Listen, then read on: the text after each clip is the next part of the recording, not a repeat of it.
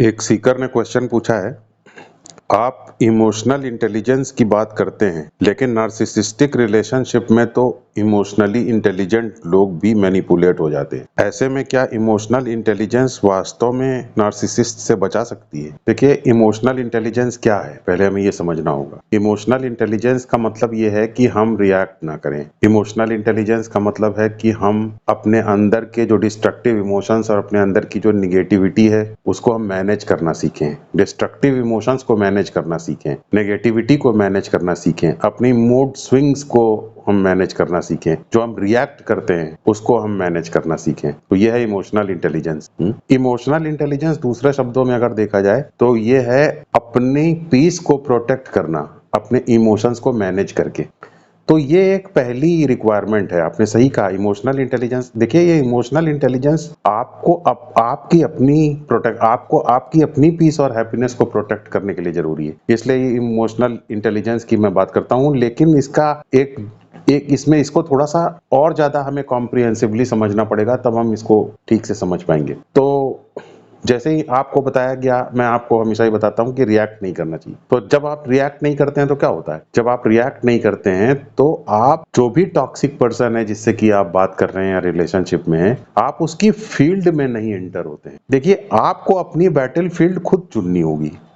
आप अगर दूसरे की बैटल फील्ड में जब वो चाहेगा तब पहुंच जाएंगे लड़ने के लिए, तो फिर आप उसकी प्रिपरेशन के आगे आपको जाकर के सरेंडर करना पड़ेगा। उसके पॉजिटिव पॉइंट्स, उसके स्ट्रेंथ्स के आगे आप विक्टिम बन जाएंगे। तो इसलिए आपको जो है अपनी फील्ड खुद चुननी पड़ेगी। अपनी फील्ड चुनने का मतलब क्या है? जब नार्सिसिस्ट आपको प्रोवोक करे, आपको उत्तेजित करे, तो आपको रिएक्ट नहीं करना है। जब आप रिएक्ट कर देते हैं तो इसका मतलब क्या होगा कि अब आप नार्सिसिस्ट की बैटल फील्ड में चले गए, आप सीधे कन्फ्रंटेशन में आ गए। अब वो उसकी बैटल फील्ड में, वो अपनी बैटल फील्ड में आपको बुला रहा है, तो जाहिर सी बात है उसको कुछ मैनिपुलेशन ज्यादा आता है, कुछ वो ज्यादा आपको नुकसान पहुंचा सकता है, ज्यादा परेशान कर सकता है। तो इसलिए उसकी बैटल फील्ड में जाने के बाद फिर आपके ऊपर उसको एडवांटेज हो जाएगी। लेकिन अगर आपने रिएक्ट नहीं किया तो इसका मतलब आप उसकी बैटल फील्ड में नहीं गए। जब आप उसकी बैटल फील्ड में नहीं गए तो इसका मतलब आपने उसको वो एडवांटेज नहीं दी जो एडवांटेज वो आपके ऊपर हासिल कर सकता था। तो आपने क्या किया? आपने अपनी बैटल फील्ड को खुद चुना। जो आप डिसाइड करते हैं वो बैटल फील्ड आपने चुना, ना कि आप उसकी बैटल फील्ड में गए। तो बैटल फील्ड का चुनाव करने में आपको आपकी इमोशनल इंटेलिजेंस मदद करती है। और जब आप अपनी बैटल फील्ड खुद चुनते हैं, दूसरे की बैटल फील्ड में नहीं जाते हैं, तो आपकी पीस प्रोटेक्टेड होती है, आपकी हैप्पीनेस प्रोटेक्टेड होती है। और रिलेशनशिप मैनेजमेंट भी आप सीखते हैं। जब आपके अंदर कंपोजर होता है, आपके अंदर शांति होती है, तो आप रिलेशनशिप मैनेजमेंट सीखते हैं। दूसरे के साथ रिलेशनशिप कैसे रखना है इसको सीखते हैं। और जब आप रिलेशनशिप दूसरे से रखना सीख जाते हैं तो भी आप बड़ी एडवांटेजियस सिचुएशन में पहुंच जाते हैं। क्योंकि हम अगर रिलेशनशिप दूसरे से खराब रखते हैं अपनी तरफ से, तो वो ओवर थिंकिंग के रूप में हमारे अंदर हमेशा चला करती है। क्योंकि रिलेशनशिप हमारे लिए क्या है? अगर हमारी रिलेशनशिप, हम अपनी तरफ से रिलेशनशिप खराब कर रहे हैं, तो हम उसी रिलेशनशिप के बारे में हमेशा सोचते रहेंगे। ओवर थिंकिंग में कन्वर्ट हो जाती है। इनफैक्ट आदमी ज्यादातर सोचता क्या है, एक व्यक्ति ज्यादातर क्या सोचता है? वो उन रिलेशनशिप्स के बारे में सोचता है जो ठीक नहीं चली हैं, या उन रिलेशनशिप्स के बारे में सोचता है जो ठीक नहीं चल रही हैं, या उन रिलेशनशिप्स के बारे में सोचता है जो नहीं ठीक चलने वाली हैं। तो रिलेशनशिप्स को ही लेकर के हमारे अंदर ओवर थिंकिंग चलती रहती है। लेकिन इस ओवर थिंकिंग का 50% हिस्सा तो दूसरे की तरफ से आता है, 50% हिस्सा आपकी तरफ से आता है। तो अगर आप अपनी तरफ से रिलेशनशिप मैनेज करने की का सिग्नल देते हैं, तो उससे क्या होगा? आपको हमेशा जब भी रिलेशनशिप से रिलेटेड कोई थिंकिंग आएगी, तो आपके अंदर ये चीज आएगी कि रिलेशनशिप पास्ट में नहीं ठीक चल रही थी। अगर पास्ट की किसी रिलेशनशिप के बारे में सोच रहे हैं, तो आप कहेंगे कि रिलेशनशिप ठीक नहीं चल रही थी, लेकिन मैंने अपनी तरफ से ठीक चलाया था। प्रेजेंट में कोई रिलेशनशिप ठीक नहीं चल रही है, इसको लेकर के आप जब सोचेंगे तो आप ये कहेंगे रिलेशनशिप ठीक नहीं चल रही है, लेकिन मैंने अपनी तरफ से कोई ड्रामा करने का, या रिलेशनशिप को सबवर्ट करने का, या रिलेशनशिप को खराब करने का अपनी तरफ से कोई सिग्नल नहीं दिया। या फ्यूचर में जो रिलेशनशिप्स के फियर हैं, उनमें आपको ये कॉन्फिडेंस रहेगा कि जो भी रिलेशनशिप आएगी, जैसी भी आएगी, मैं अपनी समझ से उसको नॉन रिएक्टिव वे में अपनी तरफ से कोई नेगेटिव सिग्नल या डिस्ट्रक्टिव सिग्नल दिए बिना चला सकूंगा। तो ये कॉन्फिडेंस कोई छोटा कॉन्फिडेंस नहीं है। इस कॉन्फिडेंस से आप बहुत कुछ मैनेज कर सकते हैं रिलेशनशिप में, और आप अपनी ओवर थिंकिंग को मैनेज कर सकते हैं। आपके दिमाग में जो थिंकिंग चला करती है उसको आप मैनेज कर सकते हैं। तो ये एक बड़ा अचीवमेंट है। रिलेशनशिप मैनेजमेंट को इस एंगल से देखना बहुत जरूरी है। आप रिलेशनशिप मैनेजमेंट को हमेशा इस एंगल से ना देखिए कि दूसरा व्यक्ति टॉक्सिक है और हम उससे रिलेशनशिप रख रहे हैं। आप रिलेशनशिप मैनेजमेंट को इस एंगल से देखिए कि ये मेरे पीस के लिए जरूरी है, मेरी हैप्पीनेस के लिए जरूरी है। क्योंकि जब मैं रिलेशनशिप दूसरे से रखने का सिग्नल देता हूं या ये दिखाता हूं कि मैं अपनी तरफ से हेल्दी रिलेशनशिप या अपनी तरफ से जो भी रिलेशनशिप है, मैं अपनी तरफ से कोई रिलेशनशिप खराब नहीं करना चाहता हूं, अगर मैं इतना सिग्नल देता हूं तो उससे 50% तो मेरी जर्नी ऑलरेडी, मेरी पीस ऑफ माइंड इंश्योर हो जाता है और मैं कॉन्फिडेंट हो जाता हूँ और मेरे दिमाग के अंदर क्लैरिटी आना शुरू हो जाती है कि नहीं, मैं कोई प्रॉब्लम नहीं क्रिएट कर रहा हूँ, मेरी इसमें कोई गलती नहीं, इसलिए मैं इन सब चीजों के बारे में क्या सोचूं। ये एक बड़ा एश्योरेंस है। अब रिलेशनशिप मैनेजमेंट की पहले हम इंपॉर्टेंस मैंने अभी आपको बताई। अब ये भी समझना है कि रिलेशनशिप्स का नेचर क्या होता है। रिलेशनशिप्स का नेचर भी हमको समझना होगा। और रिलेशनशिप मैनेजमेंट का मतलब ये नहीं है कि हम बिना रिलेशनशिप्स के नेचर को ही समझे हुए एक्शन लेने लग जाएं अनइंटेलिजेंटली। तो पहले हमें रिलेशनशिप के नेचर को समझना होगा। जैसे मान लीजिए कि कोई एक नार्सिसिस्ट या कोई टॉक्सिक पर्सन है जो कि फुली अवेयर है। कभी कभी लोग नार्सिसिस्ट सिचुएशन की वजह से उन्हें बनना पड़ता है। काम इतना डिमांडिंग है कि अगर बिहेवियर टॉक्सिक ना हो, बिहेवियर मैनिपुलेटिव और ह्यूमिलिएटिंग ना हो तो काम ही नहीं कराया जा सकता है। तो अंदर से ऐसे लोग फुली अवेयर होते हैं, लेकिन बाहर से मैनिपुलेटिव और टॉक्सिक उनको बनना पड़ता है, क्योंकि काम का नेचर इस तरीके का होता है। काम बहुत ज्यादा डिमांडिंग होता है। तो अगर मान लीजिए ऐसे किसी व्यक्ति के साथ हम रिलेशनशिप रखने की कोशिश कर रहे हैं या अपना सिग्नल उसको दे रहे हैं कि हम रिलेशनशिप ठीक रखना चाहते हैं, तो ऐसे व्यक्ति को मैं कहूंगा फुली अवेयर टॉक्सिक पर्सन। और अगर व्यक्ति फुली अवेयर नहीं है, व्यक्ति सेमी अवेयर है, वो सेमी अवेयर नार्सिसिस्ट है।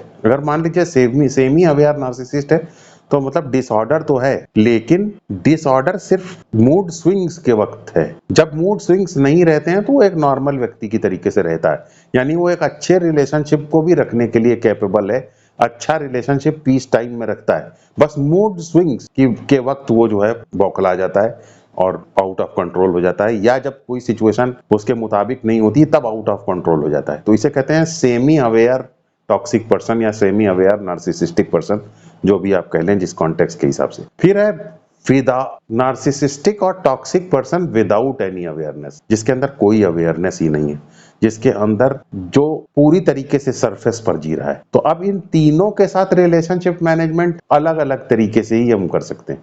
एक जैसा रिलेशनशिप मैनेजमेंट रखेंगे तो फिर प्रॉब्लम में पड़ेंगे। तो जो व्यक्ति अवेयर है, अगर आप उससे रिलेशनशिप मैनेजमेंट करते हैं और उसको ये सिग्नल देते हैं कि मैं रिलेशनशिप ठीक रखना चाहता हूँ, को एग्जिस्ट करना चाहता हूँ, मान लीजिए ये आप उसको सिग्नल देते हैं, तो फिर आप पाएंगे कि वो इस सिग्नल को मोर और लेस रिस्पेक्ट करेगा। और आप रिएक्ट नहीं कर रहे हैं तो वो इस चीज को लेकर के प्रेशर में भी आ जाएगा कि आप रिएक्ट भी नहीं करते हैं और रिलेशनशिप ठीक भी रखना चाहते हैं। आपकी पीस ऑफ माइंड कैसी है, मैं भी वैसी पीस ऑफ माइंड पाना चाहता हूं, तो आपके प्रेशर में भी रहेगा, आपको रिस्पेक्ट भी करेगा। और सेमी अवेयर आदमी भी आपको रिस्पेक्ट करेगा, क्योंकि उसके अंदर इतनी अवेयरनेस है कि वो आपके इस सिग्नल को समझ सके कि आप रिलेशनशिप में अपनी तरफ से कोई ड्रामा नहीं क्रिएट करना चाहते हैं।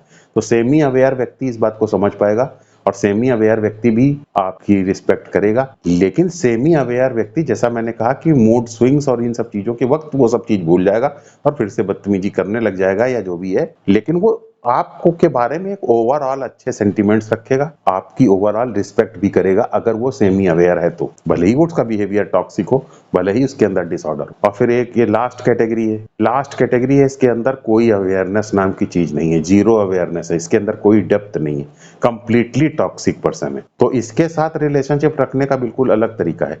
इसके साथ रिलेशनशिप रखने का मतलब है कि हम तुम्हारे डिसऑर्डर को एक्सेप्ट करते हैं, हम तुम्हारे डिसऑर्डर को एक्नॉलेज करते हैं और डिसऑर्डर के हिसाब से हम जो सिचुएशन के हिसाब से जरूरी है उतना कम्युनिकेट करेंगे, बाकी हम न्यूट्रल रहेंगे और हम ज्यादा इमोशनल बातचीत में नहीं पड़ेंगे, क्योंकि इमोशनली ज्यादा तुम्हारे साथ इन्वॉल्व होने की वजह से मेरे साथ प्रॉब्लम हो सकती है और तुम्हारा मैनिपुलेटिव बिहेवियर बढ़ सकता है। तो इसलिए ऐसे लोगों के साथ हम बिल्कुल न्यूट्रल रहेंगे। अगर मान लीजिए ऐसे लोगों के साथ हम बहुत ज़्यादा रिलेशनशिप ठीक रखने लगे, रिस्पेक्ट पैदा करने की कोशिश करने लगे, तब तो वो पागल हो जाएगा और वो और ज़्यादा बवाल क्रिएट कर सकता है। तो हमें ये देखना होगा कि इस तरीके के लोगों के साथ हमको थोड़ा डिस्टेंस बना करके रखना पड़ेगा और डिस्टेंस बनाते हुए न्यूट्रल टोन में उतनी ही बात करना है जितना ज़रूरी है, लेकिन पूरी तरीके से साइलेंट यहाँ पर भी नहीं होना है। यहीं पे रिलेशनशिप मैनेजमेंट पिक्चर में आता है। अगर आप पूरी तरीके से साइलेंट हो जाएंगे, जो कि लोग हो जाते हैं जो रिलेशनशिप वाले एस्पेक्ट पर बिल्कुल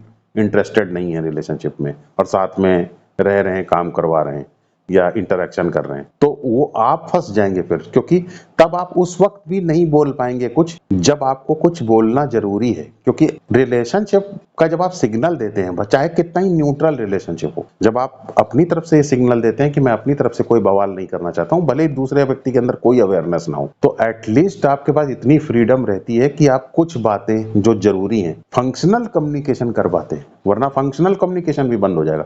अगर फंक्शनल कम्युनिकेशन बंद हो गया तो उसका दुष्परिणाम ये होगा कि आप साइलेंट हो जाएंगे। जब साइलेंट होंगे तो नार्सिसिस्ट जो भी आपके सामने टॉक्सिक पर्सन उल्टी सीधी बात करेगा, उस पर आप साइलेंट रहेंगे तो वो ये सोचेगा कि ये आपको एक्सेप्टेबल है, तो इसको इस तरीके से लेगा वो, तो वो ऐसा ना ले सके।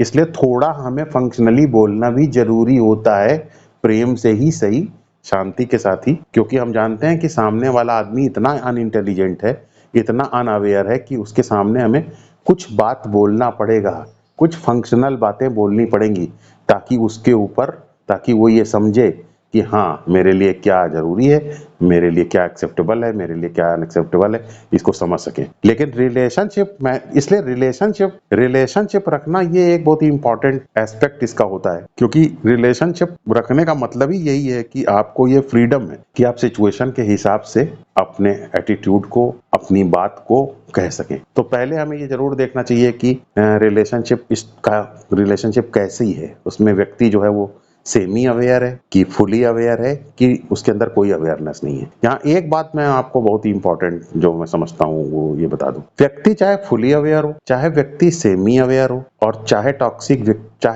व्यक्ति फुली अवेयर हो, चाहे टॉक्सिक व्यक्ति सेमी अवेयर हो, चाहे टॉक्सिक व्यक्ति बिना किसी अवेयरनेस को, रिलेशनशिप को थोड़ा सा टैक्टफुली रखना पड़ेगा, आपको थोड़ा डिप्लोमेटिकली रखना पड़ेगा, डिस्टेंस हमेशा आपको रखना पड़ेगा, टोन आपको हमेशा फॉर्मल रखना पड़ेगा।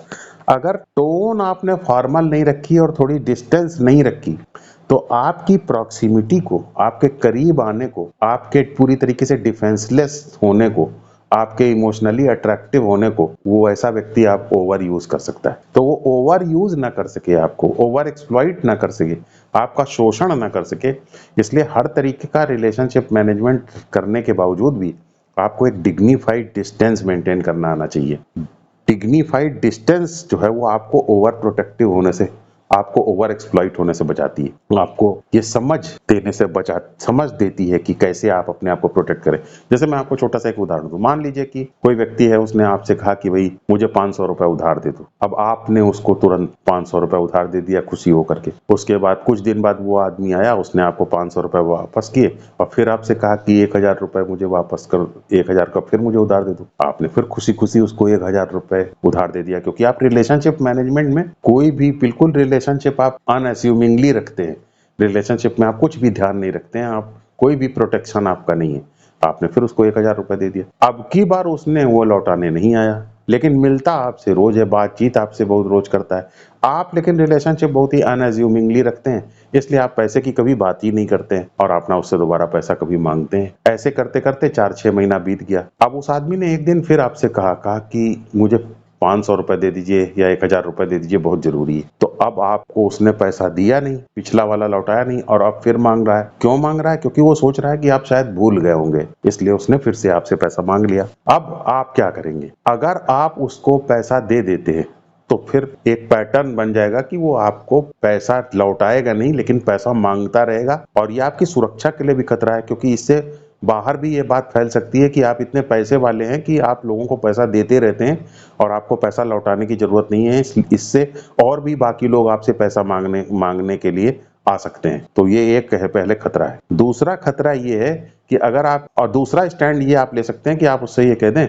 कि तुमने पिछली बार पैसा लौटाया नहीं था इसलिए हम पैसा अब नहीं देंगे। तो जब आप पैसा नहीं देंगे तो रिलेशनशिप खराब हो जाएगी। वो कहेगा मुझे पैसा नहीं दिया। आप कहेंगे पैसा नहीं लौटाया, तो वो कहेगा नहीं नहीं मैंने तो लौटाया था, मैं ऐसा नहीं है, मैं तो पैसा हमेशा दे देता हूँ। इस तरीके की वो बात करने लगेगा। तो आप कहेंगे कि अरे पैसा तो मैंने तो पैसा जो है, वो कहेगा मैंने तो पैसा आपको लौटाया था जहां तक मुझे याद पड़ रहा है। तो इस तरीके से आपसे बात करेगा। और जब इस तरीके से बात करेगा तो आप कहेंगे नहीं नहीं नहीं नहीं नहीं, मैं आपने तो पैसा नहीं लौटाया। अब आपके और उसके बीच में एक टेंशन पैदा हो जाएगी। तो ये टेंशन ना होने पाए, इसका समझ पैसा जिस दिन पहले दिन दे रहे हैं उसी दिन होना चाहिए। इसे कहते हैं रिलेशनशिप में थोड़ा सा डिस्टेंस बना करके अलर्ट होकर के चलना, खासतौर से ऐसे लोगों के साथ जो कि टॉक्सिक सिग्नल्स देते हैं। नॉर्मल रिलेशनशिप रखने वालों के साथ आप अनअज्यूमिंग रिलेशनशिप रख सकते हैं, लेकिन जो टॉक्सिक रिलेशनशिप जहां पर है वहां पे थोड़ा सा आपको डिस्टेंस, थोड़ा डिग्निटी, थोड़ा फॉर्मल बिहेवियर आप बनाए रहेंगे तो आपको प्रोटेक्शन आपको मिलेगा। तो ये थोड़ा सा समझ हमारे अंदर होनी चाहिए। अब एक चीज जो मैं हमेशा बोलना चाहता हूँ, और वो कभी बहुत ही क्लियरली बोल नहीं सका हूँ आज तक, लेकिन मैं वो आपसे बोलना चाहता हूँ, वो ये है कि सिर्फ रिएक्ट करना काफी नहीं है, सिर्फ अंदर से अपने आप को पीस को मेंटेन करना काफी नहीं है, सिर्फ रिलेशनशिप को मैनेज करने के लिए सिग्नल देना काफी नहीं है, खासतौर से नार्सिसिस्टिक रिलेशनशिप में। और अगर ऑर्डिनरी लाइफ को भी आप इसमें इंक्लूड कर लें तो ऑर्डिनरी लाइफ में भी जो है कोई में ये सब चीजें जरूरी होती हैं। आपको ऑर्डिनरी लाइफ में भी ये चीज करना होगा। और वो ये है कि जब भी आप रिलेशनशिप में या आप किसी भी टॉक्सिक फ्रेमवर्क के अंदर आएं और आप किसी एक्सप्लॉइटेशन को फेस करें या किसी गलत तरीके की आपको लग रहा है कि आपके साथ बिहेवियर हो रहा है, इसको अगर आप कभी फेस करें तो आप ये देखिए कि आप अंदर से तो इमोशनली अपने आप को मैनेज कर रहे हैं, ठीक है, रिलेशनशिप का भी आप सिग्नल दे रहे हैं, वो सब बातें ठीक है, लेकिन आप ये भी देखिए कि बाहर आपकी लाइफ, बाहर की दुनिया में आपकी लाइफ आउटसाइड वर्ल्ड में स्ट्रक्चर्ड है कि नहीं, उसमें एक सिस्टम है कि नहीं, एक स्ट्रक्चर है कि नहीं। जैसे मैं आपको छोटा सा एग्जांपल देता हूं। जैसे मान लीजिए कि आप ऑफिस में काम करते हैं, आपने अपने किसी जूनियर को बुलाया, आपने कहा कि भाई ऐसा है कि ये काम करवाना है, ये आप काम करके ले आइए। तो वो गया और उसके बाद उसने कई दिन तक उस काम को नहीं किया, और उसके बाद आपने पूछा भाई क्यों काम नहीं हुआ। आप अंदर से कुड़ भी रहे हैं, अंदर से आप गाली भी दे रहे हैं मन ही मन, ऊपर से आप जॉब भी कर रहे हैं, रिलेशनशिप भी मैनेज करने की कोशिश कर रहे हैं, लेकिन गाली भी दे रहे हैं क्योंकि काम आपने उससे कहा था, काम अर्जेंट था, कई दिन बीत गया लेकिन उसने काम नहीं किया। तो इसका मतलब क्या है, उसने काम क्यों नहीं किया? क्योंकि उसके मैनिपुलेटिव स्वभाव ने आपकी लाइफ में, आपकी बातों में किसी सिस्टम के ना होने को यूज कर लिया। समझिए इस बात, सिस्टम ना होने को यूज कर लिया। तो सिस्टम होना क्या किसे कहते हैं? सिस्टम होना इसे कहते हैं कि आपने सिर्फ वर्बली नहीं कहा, मुंह से नहीं कहा कि ये काम करके लाओ, आपने उसको एक मेल भेज दिया, ईमेल कर दिया कि ये काम करके लाना है। ईमेल में ये भी लिख दिया कि ये काम 31 तारीख तक हो जाना चाहिए 5 बजे तक, तो ये भी आपने लिख दिया। तो जब आपने ये भी लिख दिया कि 31 तारीख तक काम हो जाना चाहिए और शाम को 5 बजे तक हो जाना चाहिए, और काम का नेचर ये है, और काम इनको दिखा करके चेक करके मेरे पास ले आना, ये सब चीजें आपने क्लियर कर दी, तब आपने एक सिस्टम बना दिया। अब उस सिस्टम में अगर वो व्यक्ति काम नहीं करता है तो हो सकता है कि वो उसमें भी काम ना करे, लेकिन अगर वो सिस्टम में काम नहीं करता है तो विजिबल हो जाएगा, दिखाई पड़ जाएगा वो। और जब वो जो कोई व्यक्ति दिखाई पड़ जाता है, उसका निकम्मापन दिखाई पड़ जाता है, तो फिर उसको बार बार जब दिखाई पड़ेगा तो उसे कंट्रोल करना आसान हो जाएगा, क्योंकि वो बार बार खुद ये देख रहा है ना, वो भाग नहीं पा रहा है, वो खुद ये देख पा रहा है कि देखो सब उसको समझ रहे हैं कि वो निकम्मा है, और आपने उसको ये कहा भी नहीं कि तुम निकम्मे हो। सिस्टम ने, जो आपने सिस्टम बनाया था, वो सिस्टम ने ही उसको रिवील कर दिया, उसको बता दिया कि ये आदमी निकम्मा है। तो आप कुछ पर्सनली झगड़ा भी नहीं कर रहे हैं और सिस्टम जो है वो रिवील भी कर रहा है। तो इसे कहते हैं अपनी आउटसाइड लाइफ को स्ट्रक्चर करना। मैं आपको उदाहरण दे देता हूँ, एक बहुत ही इम्पोर्टेंट उदाहरण मुझे जो लगता है, वो मैं वर्ल्ड वॉर 2 के बारे में आपको मैं एक उदाहरण देता हूँ। वर्ल्ड वॉर 2 में जो रशियन डिक्टेटर थे जिन्होंने रशिया को रूल किया था, उनका नाम था जोसेफ स्टालिन। जोसेफ स्टालिन अपने आप को गॉडफादर की तरीके से प्रोजेक्ट करते थे और नार्सिसिस्टिक ट्रेट थे, बहुत ही ग्रैंडियोसिटी थी जोसेफ स्टालिन के अंदर। जोसेफ स्टालिन कभी भी जो है उनसे कोई एग्री ना हो उसको कभी भी टॉलरेट ही नहीं करते थे जोसेफ स्टालिन। डिसएग्रीमेंट को और क्रिटिसिज्म को वो कभी टॉलरेट नहीं किया जोसेफ स्टालिन ने। तो जोसेफ स्टालिन और इस तरीके से नहीं टॉलरेट किया जोसेफ स्टालिन, तो लोगों को सीधे डिसएग्रीमेंट होने पर एलिमिनेट ही करवा देते थे, मरवा ही देते थे। तो बड़ी फेरोसियस पर्सनैलिटी थी जोसेफ स्टालिन की। रोज हजारों लोगों का के डेथ वारंट के ऊपर वो आदमी साइन करता था, इतना टेरर था उसका रशिया के अंदर। तो वर्ल्ड वॉर के टाइम में जोसेफ स्टालिन का रोल जो है और भी ज्यादा खतरनाक हो गया, क्योंकि चारों तरफ से दुश्मन की सेना, जर्मन आर्मी इन्वेजन कर रही थी, अलाइड फोर्सेस रशिया के ऊपर अटैक कर रहे थे। तो ऐसे में बड़ी कॉम्प्लिकेटेड सिचुएशन हो गई थी। आप इमेजिन कर सकते हैं कि कितना भारी प्रेशर होता है इस दौरान जब युद्ध चल रहा हो। तो जोसेफ स्टालिन एक तो अपने आप को गॉड फादर समझता था, नार्सिसिस्ट की तरीके से समझता था। दूसरा, जोसेफ स्टालिन जो है वो अपने आप को जो है वो पैरानॉइड भी था, वो किसी के ऊपर ट्रस्ट भी नहीं करता था, लोगों के को बिल्कुल भी वो टॉलरेट नहीं करता था। उसको कभी भी ट्रस्ट नहीं होता था लोगों के ऊपर, है कि उसे लगता था कि ये कभी भी मुझे मरवा सकते हैं, जहर दे सकते हैं। तो एंटिसिपेट करके ही लोगों को मरवा देता था, इतना उसका बिहेवियर जो है इतना पैरानॉइड था।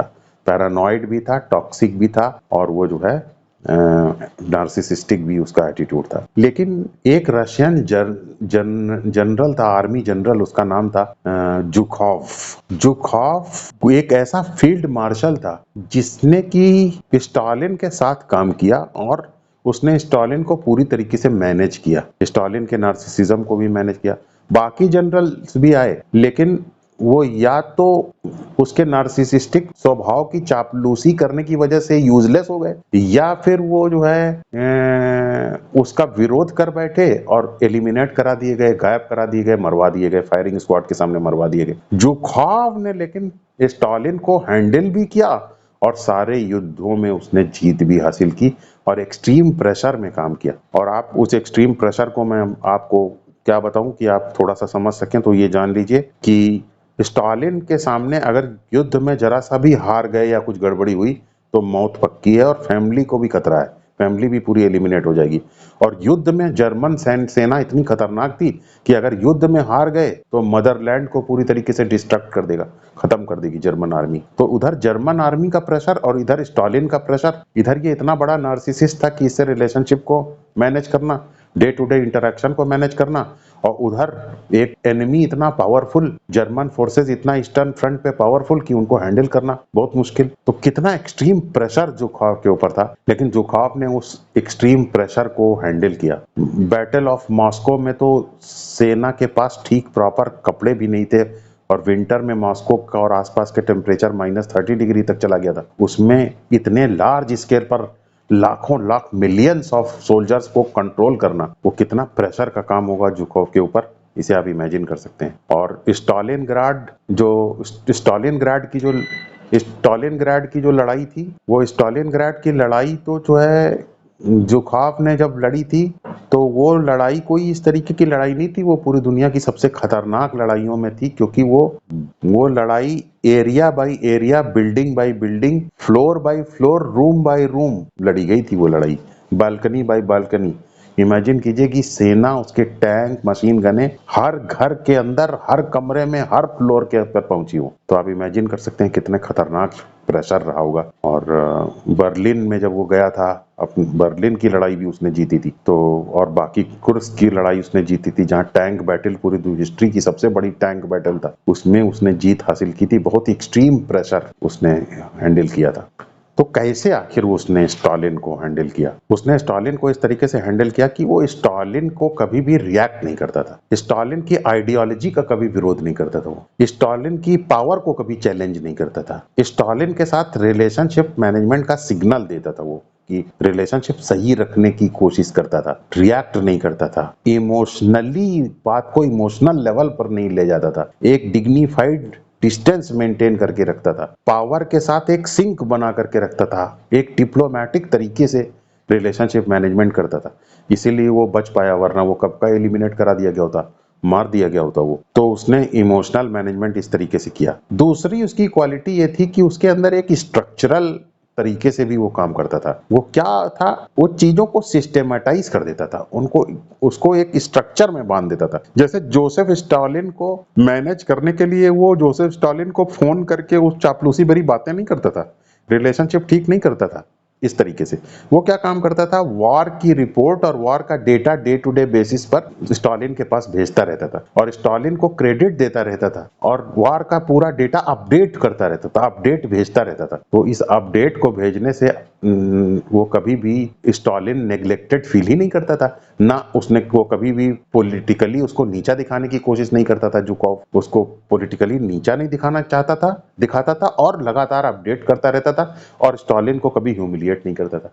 इसलिए ईगो की बैटल उसने कभी होने ही नहीं दी और इस तरीके से जुकोव जो है वो हैंडल करता था सिचुएशन को। और उसने हर चीज का एक सिस्टम बना दिया था कि ये ऐसे ब्रीफिंग होगी, ये ऐसे होगा, ये ऐसे होगा, ये ऐसे होगा। तो सिस्टम बनाया उसने, स्ट्रक्चर बना दिया है, उसी स्ट्रक्चर के हिसाब से चला और उसने स्ट्रक्चर के हिसाब से चलने की वजह से रिलेशनशिप में भी उसने एक स्ट्रक्चर बना दिया। इन बातों पे मुझे पहले से ही उसको पता था, इन बातों पे मुझे नहीं बोलना है, इन बातों पर मुझे नहीं रिएक्ट करना है, टोन के ऊपर मुझे ध्यान नहीं देना है, मुझे सिर्फ बैटल के बारे में इंस्ट्रक्शन लेना है और युद्ध की रियलिटी के बारे में बताना है। तो इस तरीके से एक्सप्लेन करता था उसको और उसने इस तरीके से पूरे युद्ध को उसने मैनेज किया और स्टालिन ने उसको जो है कभी भी उन दोनों के बीच में कोई ईगो बैटल डायरेक्टली नहीं हो पाई और स्ट्रक्चर बनाने की वजह से ही उसने आखिर में सिचुएशन को हैंडल कर लिया और उसके बाद जो है उसने युद्ध को जीत लिया एक्सट्रीम प्रेशर के बावजूद। तो अब अगर हम ये देखें कि जैसे जुकोव ने एक स्ट्रक्चर बनाया, वैसे ही अगर हम भी स्ट्रक्चर बनाएं अपनी डे टू डे लाइफ के ऊपर कि अगर कोई कंफ्यूजन है तो उस कंफ्यूजन को एक स्ट्रक्चर में ढाल दें। तो जब हम कंफ्यूजन को स्ट्रक्चर में ढाल देते हैं तो हम सिचुएशन को हैंडल कर पाते हैं। अभी मान लीजिए कि इसी को सिचुएशन को देख लीजिए कि मान लीजिए कि जुकोव स्टालिन की जगह होता, स्टालिन जुकोव की तरह होता की जगह होता, तो दोनों की रोल बदल दीजिए, तब कैसे जुकोव मैनेज करता, तो भी जुकोव मैनेज कर लेता। कैसे मैनेज करता, तब वो क्या है कि स्ट्रक्चर बनाता है, एक स्ट्रक्चर के थ्रू उसको मैनेज कर देता। वो कहता कि पब्लिकली ये स्टालिन को ह्यूमिलिएट ना करता और उससे ये कहता कि भाई देखो ऐसा है कि ये रिपोर्ट तुमको भेजना है, हर काम का पूरा प्रॉपर नोटिफिकेशन करता, हर चीज का डॉक्यूमेंटेशन करता, ये ऐसे करना है, रोल दे देता, जो ऐसे रोल जो कि उसकी इस पावर को खत्म करने वाली सिचुएशन में जाकर के स्टालिन को ताकत दे सकते हैं, उन रोल्स में ना भेजता। और इस तरीके से वो स्टालिन को अपना एक डे टू डे स्ट्रक्चर बना करके कंटेन कर लेता। इसी तरीके से जुकोव ने अपने नीचे के सैनिकों को भी कंटेन किया, उसने जो है सबके लिए एक स्ट्रक्चर बना दिया, कमांड कंट्रोल बना दिया, सबको ये ऑर्डर दिया जाएगा, ऑर्डर के अंदर क्लैरिटी, कोई कंफ्यूजन नहीं है। याद रखिए जहां कंफ्यूजन होता है वहीं पे टॉक्सिसिटी फैलती है। आप किसी की टॉक्सिसिटी को दूर नहीं कर सकते हैं, लेकिन आप उसकी टॉक्सिसिटी के एनवायरनमेंट को कंट्रोल कर सकते हैं, उसके एनवायरनमेंट की स्ट्रक्चरिंग कर सकते हैं। इसे कहते हैं, इसे हम बोल सकते हैं कि स्ट्रक्चरल इंटेलिजेंस। तो स्ट्रक्चरल इंटेलिजेंस से हम उसके ऐसे एनवायरनमेंट को ही इस तरीके से काबू कर सकते हैं जिससे कि वो जो है उसका मैनिपुलेशन उस सिचुएशन में वर्क ही ना कर सके। तो इसे कहते हैं स्ट्रक्चरल इंटेलिजेंस। स्ट्रक्चरल इंटेलिजेंस का मतलब क्या? स्ट्रक्चरल इंटेलिजेंस का मतलब है जिस एरिया में भी जहां जहां पर भी दूसरा आदमी मैनिपुलेशन कर रहा है वहां पर हम एक ऐसा सिस्टम बना दें जिस सिस्टम में वो जो है विजिबल हो जाए, उसका मैनिपुलेशन विजिबल हो जाए, उसका निकम्मापन विजिबल हो जाए, उसकी बदमाशी, और वो दिखाई ना दे पाए, दिखाई दे जाए उसकी बदमाशी, और हम उसको डायरेक्टली कुछ कहें भी ना। इसे कहते हैं स्ट्रक्चर बनाना। तो ये स्ट्रक्चर बनाना सबको आना चाहिए। स्ट्रक्चर बनाने का मतलब है कि जो हमारी, हम अंदर से तो रिएक्ट नहीं कर रहे हैं, रिलेशनशिप ठीक कर रहे हैं, बाहर की दुनिया में जो भी दूसरे लोगों से इंटरैक्ट कर रहे हैं, दूसरे लोगों से जो बातचीत कर रहे हैं, उसको स्ट्रक्चर में ले आए। जैसे बहुत सारे लोग मुझसे पूछते हैं, उसको मैं जल्दी कुछ केस स्टडीज आपको बता सकता हूं जो क्वेश्चन मुझसे पूछते हैं। जैसे मदर इन लॉ है, सास है, बहू टॉक्सिक है, नार्सिसिस्टिक है, सेकेंडरी साइकोपैथिक है, बहू कोई काम नहीं करती है, दिन भर लेटी रहती है बिस्तर पे और हर रोज बवाल करती है, अपने दोस्तों से बाहर मिलने चली जाती है, समय खराब करती है, कोई काम ठीक से नहीं करती और डिसरिस्पेक्टफुली बात करती है बहू। तो अब कैसे इनके खिलाफ सिस्टम बनाएं? इनके लिए सिस्टम बनाएं, ये कोई काम नहीं करती, दिन भर सोती रहती है, तो इनको एक ऐसे बांट दीजिए, पूरा परिवार बैठ करके कि दिन बांट दीजिए कि आज आप खाना बनाओगे, एक इस दिन आप खाना बनाओगे, इस दिन हम बनाएंगे। और इसे प्रेम से बांटिए, बिल्कुल ऐसा नहीं कि बदला लेने के लिए बांट। तो जब दिन में बांट देंगे, उसके बाद वो जो है अगर खाना नहीं बनाते हैं तो क्या होगा कि उनका काम चोरी विजिबल हो जाएगी, दिखाई देना शुरू हो जाएगी। अभी क्या है, काम चोरी दिखाई नहीं दे रही। जिसकी काम चोरी दिखाई दे जाती है उसकी भाषा बदल जाती है, वो उस तरीके से बदतमीजी नहीं करता। इसे कहते हैं सिस्टम बना देना। फिर जैसे कि वो बदतमीजी करते हैं, तो बदतमीजी में आप अपना रिएक्ट नहीं कर रहे हैं, रिलेशनशिप ठीक रख रहे हैं, लेकिन आप बदतमीजी में कुछ अगर बोल ही नहीं रहे हैं तो इसका मतलब वो समझ लेगा कि बदतमीजी ओके है इनके लिए। ऐसा नहीं है। थोड़ा सा आप भी एक सिस्टम बना दीजिए कि भाई ये जिम्मेदारी आपकी थी, ये आपको करना है, ये काम आपको करना है, बस इतना बोल दीजिए। क्योंकि उनको उस दिन खाना बनाना था, उन्होंने नहीं बनाया, आप बदतमीजी भी कर रही, तो आप बस इतना बोल दीजिए कि ये तो आपकी जिम्मेदारी थी। इसके आगे कुछ मत बोलिए, यही आपका स्ट्रक्चर है। इस तरीके से दूसरे को स्ट्रक्चर में बांध दीजिए। अब मान लीजिए कि वो बार बार बाहर घूमने जाती हैं, बाहर सड़क पे टहलती हैं, दोस्तों से मिलती हैं, पैसा खर्चा करती है, तो उसको भी स्ट्रक्चर आप कर सकते हैं। बाहर जाने के लिए पैसा देना, बाहर जाने के लिए बात करना, ये सब रिवॉर्ड आप तभी दीजिए जब घर का काम ठीक से कर रहे हो। घर का काम ठीक से करने के बदले में रिवॉर्ड दे दिया आपने बाहर घूमने की। बाहर टकटकी बांध करके दूसरे को ना देखिए कि कहां जा रहा है, किससे मिलने जा रहा है, उसको रिवॉर्ड कर दीजिए, बाहर जाने दीजिए। लेकिन बाहर जाने के लिए पैसा, अच्छे कपड़े, इसके खरीदने का पैसा तभी दीजिए जब घर का काम ठीक से करे। इसका मतलब आपने बाहर के घूमने को भी स्ट्रक्चर में बांध दिया। तो जिस तरीके से स्ट्रक्चर में दिमाग लगाइए कि सिस्टम बनाओ, दूसरे को ये मत कहो कि तुम्हारी गलती है, तुमने ये गलत किया। तो आप एक सिस्टम बना दो। जब आप एक सिस्टम बना दोगे तो आप दूसरे को बिना कुछ बोले ही या वो दिखाई देने लग जाएगा उसका बवाल, उसकी काम चोरी, उसका मैनिपुलेशन। अभी वो दिखाई नहीं देता क्योंकि कंफ्यूजन में छुपा हुआ है। तो आपको स्ट्रक्चरल इंटेलिजेंस होनी चाहिए कि कैसे बाहर स्ट्रक्चर बनाएं। जनरली जो लोग बाहर स्ट्रक्चर नहीं बना पाते हैं वो ज्यादा मैनिपुलेट होते हैं। तो बाहर स्ट्रक्चर बनाना है हमें। जैसे मैं और जल्दी से एग्जांपल दे देता हूँ। औरत बीमार है, पति जो है वो ज्वाइंट फैमिली में दूसरे के ऊपर सारा पैसा खर्चा कर रहा है, औरत की तरफ कोई ध्यान ही नहीं दे रहा है। तो उसे क्या है, एक स्ट्रक्चर बनाना पड़ेगा। क्या कि जब भी मेरे ऊपर कोई पैसा नहीं खर्च करोगे, मुझे कुछ नहीं दोगे, तो मैं परिवार में सूचना दूंगी कि भाई मुझे कोई ये जरूरत मेरी पूरी करिए। ये एक आपने स्ट्रक्चर बना दिया है। आपने एक स्ट्रक्चर ये बना दिया कि अगर आपकी लाइफ के ऊपर ही थ्रेट है तो आपको हर बात की परमिशन लेने की जरूरत नहीं है, उसको पूरा करने के लिए आप कुछ स्टेप ले सकते हैं। ये आपने एक स्ट्रक्चर बना दिया। इस तरीके से छोटी छोटी चीजों के ऊपर स्ट्रक्चर बनाओ। जब आप इस तरीके से स्ट्रक्चर बनाओगे तो आप सिचुएशन को बिना दूसरे को ब्लेम नहीं करो, अपने स्ट्रक्चर को बनाओ, अपनी नीड के स्ट्रक्चर को बनाओ, उसको इंप्लीमेंट करो। तो दूसरा व्यक्ति खुद लज्जित हो जाएगा, अगर वो खुद एक्सपोज हो जाएगा। ऐसा सिस्टम बनाओ। वाइफ है, सब हमने देखा, हस्बैंड वाइफ, बहुत से लोग पूछते हैं, कहते हैं वाइफ जो है टॉक्सिक है, नार्सिसिस्टिक है, साइकोपैथिक है, बच्चे को रोज दिन भर लड़ती है। अगर कोई हस्बैंड सही सामान उमान ठीक से रखता है, उसको उलट पलट देती है। तो स्ट्रक्चर बनाओ इस बात को। कैसे उलट रही, उलटने दो। आप उलट रही है तो उसको उलटने दो। आप बस इतना करो कि आप एक रूटीन बनाओ, स्ट्रक्चर बनाओ कि हाँ, रोज शाम को 6 बजे मुझे या 7 बजे हमें चीजों की सफाई करनी है। जो भी 7 बजे, हम अगले दिन 7 बजे आके उसको 7 बजे सफाई कर देंगे। ये सफाई करने को आप अपने ईगो से मत जोड़ो, सेल्फ रिस्पेक्ट से मत जोड़ो। ये आपका वैल्यू सिस्टम है। आप उसको अपने वैल्यू सिस्टम, जो अपने वैल्यू सिस्टम को सपोर्ट करता है वो जीत जाता है। इसे आप रिएक्ट ना करो, आप उस टाइम पर सफाई कर दो। यानी उसने अगर कुछ सामान फेंक दिया, आप फेंकने दो उसको, अगले दिन उसी वक्त 7 बजे ही आप साफ करो। इससे ये पता चल जाएगा कि आपका ये वैल्यू सिस्टम है। ऐसा नहीं उसने फेंका और तुरंत आप संभालने लग गए, तब तो वो आपको यूज कर लेगी। तो आप एक स्ट्रक्चर बनाओ। अगर वो कहती है कि बच्चे को भगा ले गए, बच्चे की कस्टडी नहीं दे रहे हैं, ये वो, तो आप बच्चे को कहीं लेने के पहले एक स्ट्रक्चर बना लो कि एक व्हाट्सएप जरूर भेज दोगे कि यहाँ ले जा रहे हैं, इतने बजे आ जाएंगे।